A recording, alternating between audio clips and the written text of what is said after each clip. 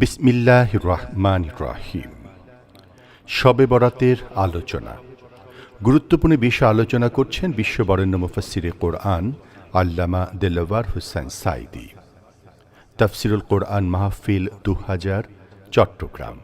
ঐতিহাসিক প্যারেড ময়দানে আল্লামা দেলাওয়ার হোসেন সাঈদী এ বিষয়ে কথা বলেন। শুধু তাফসির মাহফিল CHP চ্যানেলে আল্লামা সাঈদীর মূল্যবান আলোচনা এখন দেখতে পাবেন। আজকের বিষয়ে শবে বরাতের আলোচনা।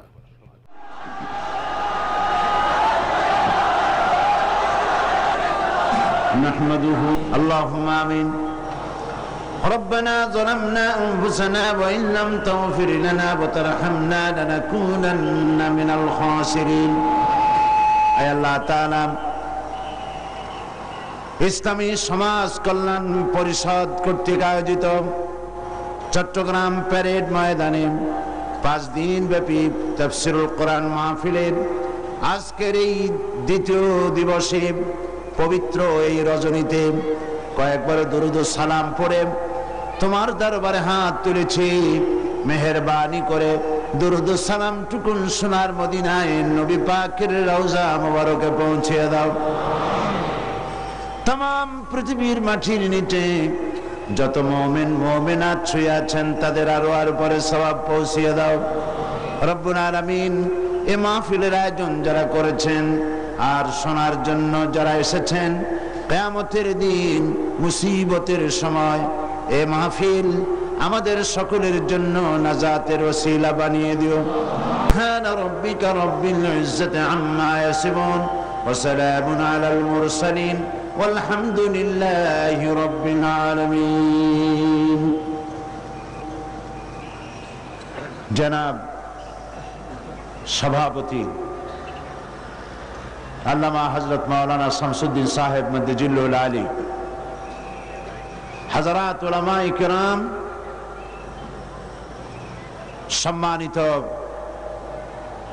শ্রোতৃ মণ্ডলী, পর্দার আড়ালের মা ও বোনেরা, আসসালামু আলাইকুম ওয়া রাহমাতুল্লাহি ওয়া বারাকাতুহু। আমরা মহান আল্লাহ সুবহানাহু ওয়া তাআলার দরবারে লাখো কোটি শুকর আদায় করছি যে মহান আল্লাহ তাবারক ওয়া তাআলা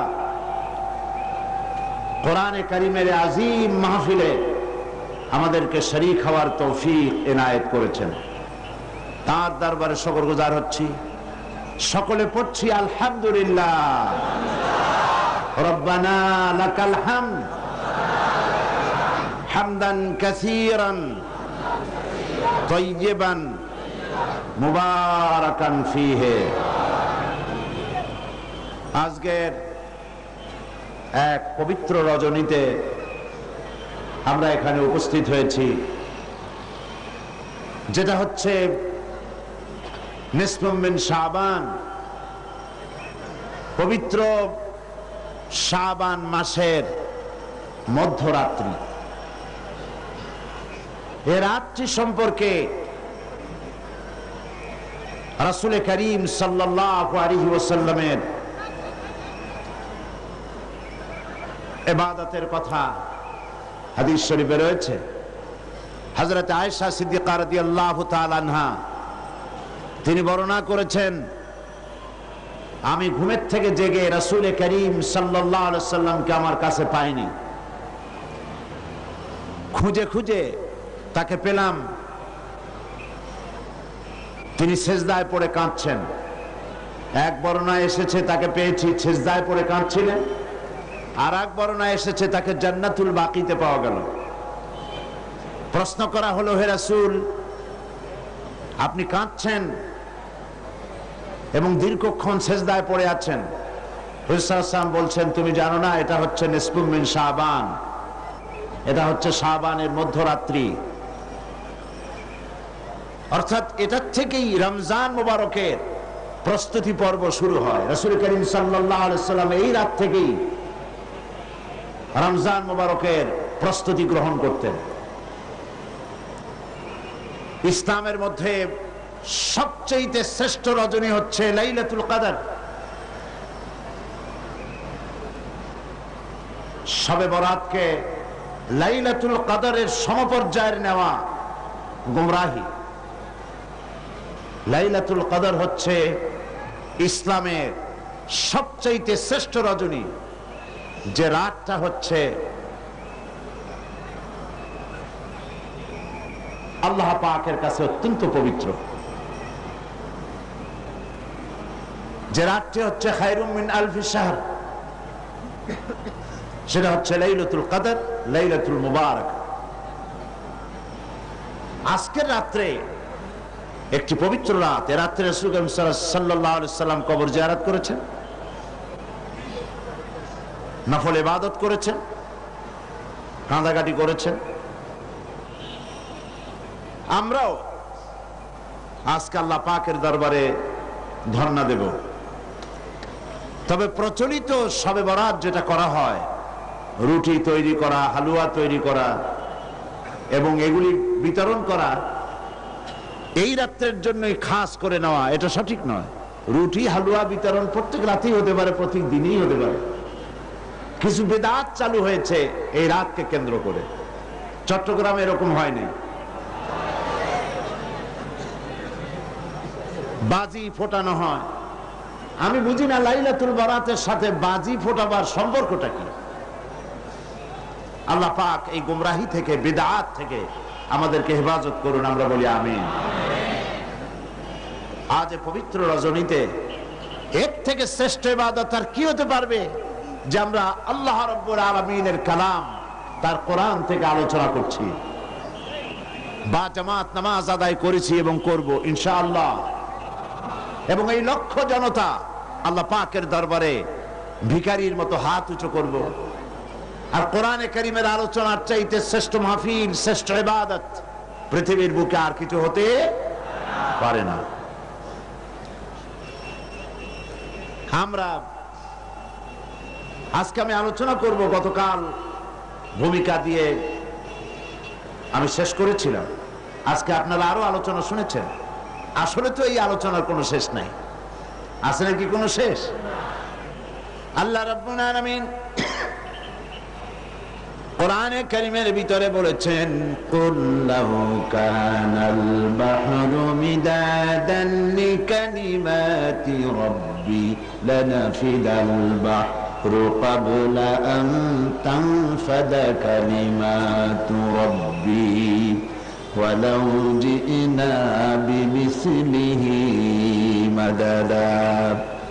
আল্লাহ পাক বলেন, নবী আপনি বলুন, আমার রবের কালামের ব্যাখ্যা করার জন্য, আমার রবের কালেমার ব্যাখ্যা লেখার জন্য তামাম পৃথিবীর সমস্ত পানিগুলি যদি কালি হয়ে যায়, আর যদি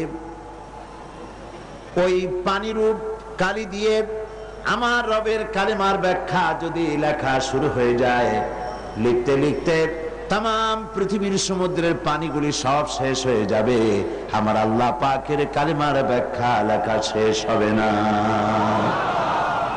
হচ্ছে সেই কালামের পানি। যুগ যুগ ধরে লোকেরা শুনছে, শুনবে, শেষ নাই। এত শোনার পরেও কাঙ্ক্ষিত মানের অগ্রগতি, উন্নতি আমাদের হচ্ছে কি? কথা বোঝেন নাই বোধহয়। হচ্ছে না। যে পরিমাণ শুনছি সেই পরিমাণ আমল আমাদের মধ্যে হচ্ছে না। এ কথাটা ঠিক কিনা? এই মাহফিল আজ, এই লাইলাতুল, এই পবিত্র রাত্রে এত লোকের উপস্থিতি হয়েছে, নারী পুরুষ। একজন লোক কি বলতে পারবেন যে জীবনে আমি কোনো ওয়াজি শুনি নাই, কোনো তাফসীর আমি জীবনে শুনি নাই? পারবেন কেউ বলতে? পারবেন না। প্রত্যেক ব্যক্তি শুনেছেন। কেউ 10টা শুনেছেন, কেউ 20টা শুনেছেন, কেউ 100টা শুনেছেন। এবার চিন্তা করুন, কোন মাহফিলেই তো খারাপ কথা বলা হয় না। হাক্কানি আলেম যারা, হাক্কানি ওলামা, হাক্কানি পীর মাশায়েখ যারা, তারা সবসময় কোরআন হাদিস ভিত্তিক কথা বলেন। কোন মাহফিলে বলা হয় না যে চুরি করবেন অনেক সওয়াব পাবেন, মিথ্যা কথা বলবেন কিয়ামতে জাহান্নাম থেকে মুক্তি পাবেন, এরকম কথা বলে কেউ? ওজনে কম দিবেন, ব্যবসায় ভালো বরকত হবে, কেউ বলে এমন কথা? পরের জমিনে ডাল ঠেলবেন, জমিনে ফসল খুব বেশি হবে, কেউ বলে এরকম? বলে না। সব জায়গায় বলা হয় মিথ্যা পরিত্যাগ করুন, গীবত করবেন না, অহংকার করবেন না, ওজনে কম দিবেন না, জেনা করবেন না, মদ পান করবেন না, সুদ ঘুষের কাছে যাবেন না, বিবিকে পর্দায় রাখবেন। এইসব কথাই তো মেইনলি বলা হয়, নাকি বলেন? আচ্ছা, জীবনে যদি কেউ 10টি মাহফিল শুনে থাকেন আর প্রত্যেকটি মাহফিল থেকে একটি করে ভালো কথা, কোরআন হাদিসের একটি করে কথা যদি আমরা জীবনে ধারণ করতাম, তাহলে 10টি ভালো কথা জীবনে ধারণ করা হতো, ঠিক কিনা? তাহলে আমাদের জীবনটা খারাপ হইতো না আরো সুন্দর হইতো? তাহলে কি বোঝা যাচ্ছে? আমরা যা শুনি পরিপূর্ণভাবে আমল করি না। গলতটা কোথায়? মুসলমানের সংখ্যা তো এখন কম না। এই মুসলমান এক সময় সংখ্যায় খুবই কম ছিল। সেই কম সংখ্যক মুসলমানেরা 8খানা শুকনো রুটি, একটুখানি খেজুর, 1 গ্লাস অথবা আধা গ্লাস, 1 ঢোক পানি খেয়ে রোম, শাম, পারস্যকে পদানত করেছিল। এটা ঠিক কিনা? অর্ধেকটা পৃথিবী মুসলমানদের পায়ের তলায় আসছিল, কথা ঠিক কিনা? আর সেই মুসলমানদের সংখ্যা এখন 130 কোটি পার হয়ে গেছে। কিন্তু আজ মুসলমানের সেই মর্যাদা আছে কি? নাই, সেই মর্যাদা নাই। পৃথিবীতে মুসলমানেরা সবচাইতে নির্যাতিত, অবহেলিত।